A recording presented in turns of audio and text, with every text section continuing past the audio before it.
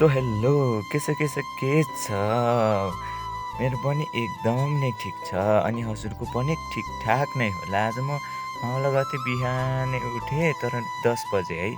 10 बजे उठेँ, ठक्क मुखसुख धोएर म डाइरेक्ट भान्सामा आऊ कि फेरि अरू ठाउँमा होइन, चिया लगाउनु नि त।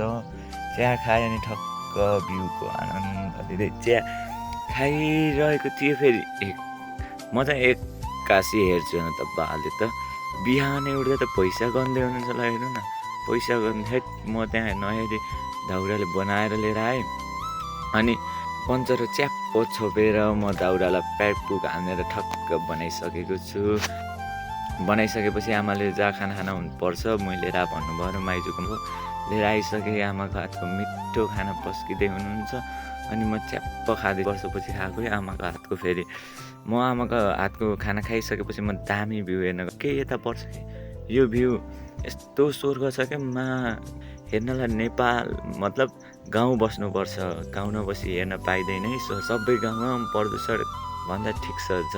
आजको बेला कस्तो लाग्छ लाइक कमेन्ट सेयर गर्न। जय शम्भु, राधे।